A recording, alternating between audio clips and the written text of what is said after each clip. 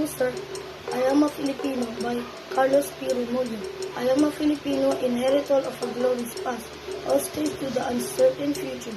As such, I must prove equal to a twofold task: the task of meeting my responsibility to the past, and the task of performing my obligation to the future. I sprung from a Haldi race, child many generations, removed of ancient Malayan pioneers. Across the centuries, the memory comes rushing back to me, of brown-skinned men putting out to sea in ships that were as frail as their hearts. Were stout. Over the sea, I see them come, borne upon the billowing wave and the whistling wind, carry upon the mightiest swell of hope.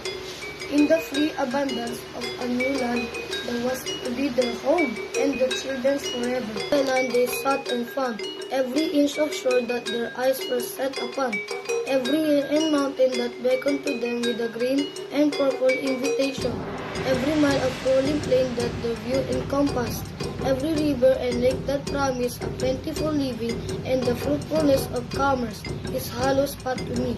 By the strength of their hearts, enhanced by every right of law, human and divine, this land is called the appurtenance thereof, the black and fertile soil, the seas and lake and rivers teeming with fish, the forest with their inexhaustible wealth in wildlife and timber, the mountains with their bowels swollen with minerals. The whole of this rich and happy land has been for centuries without number. The land of my father, this land I received trust then, and I trust will pass into my children, and so until the world is no more. Filipino, in my blood runs the immortal seed of hero seed, the flower dove, the centuries in deeds of courage and defiance. In my veins yet pulses the same hot blood that stand lapu-lapu to battle against the first invader of this land, that nerd Lakandula in the combat against the alien foe, that drove Diego Silang and the going to rebellion against the foreign oppressor. That seed is immortal.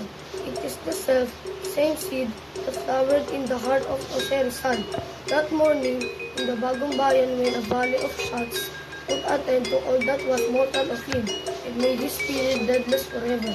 The same that flowered the hearts of Bonifacio in Balintawak, of Gregorio del Pilar at Tinad Pass, of Antonio Luna at Calupit, that bloomed in flowers, frustration in sad heart of Emilio Aguinaldo at Palanan, and yet burst forth royally again in proud heart of Manuel L. Quezon when he stood at last on the threshold of ancient Malacañang, alas, in symbolic act of profession and facial vindication. I bear within me is an immortal seed.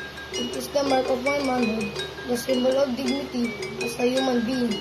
Like the seeds that were once buried in the tomb of Tutankhamen many thousand years ago, it shall grow and flower and bear forth again.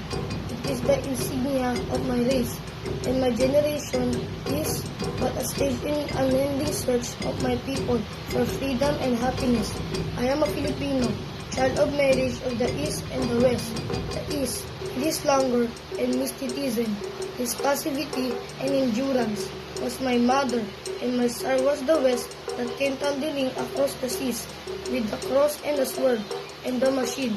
I am of the East, an eager participant in its spirit, in its struggles, liberation of imperialist yoke.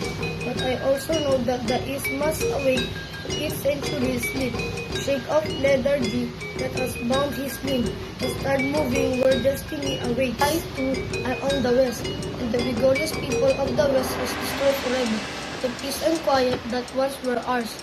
I can no longer live, being a part of those whose world now trembles with the roar of bomb and cannon shot.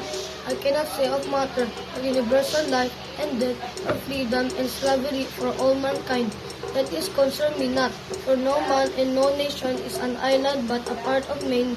There is no longer any East and West, only individuals and nations making those momentous choices which are the hinges upon which history resolves. At the vanguard of progress, this is the part of the world I stand, a forlorn figure in the eyes of some, but not one defeated and lost. For through the thick, interlacing branches of habit and custom above me, I have seen the light of the sun. and I know that it is good. I have seen the light of justice and equality of freedom. My heart has been lifted by vision of democracy, and I shall not rest until my land as my people shall has been blessed by this, beyond the power of my man or nation to subvert or destroy. Filipino, and this is my inheritance, what pledge shall I give, that I may prove worthy of my inheritance set?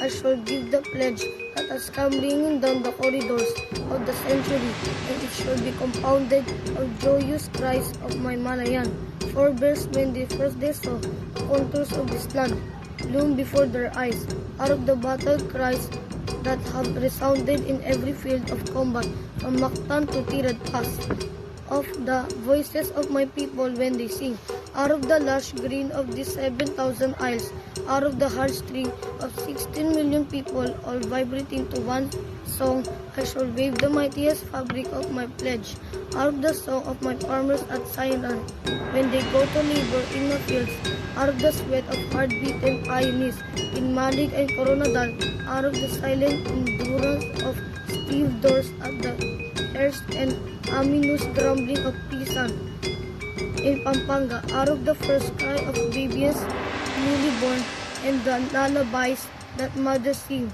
out of the crashing of gears and while of turbines in factories, out of the crunch of plow share upturning the earth, out of the limitless patience of teachers in classrooms and doctors in clinics, out of the tramp of soldiers marching, I shall make the pattern of my pledge. Filipino, burn to freedom, and I shall not rest until freedom shall have been added unto my inheritance for myself and my children and my children's children forever.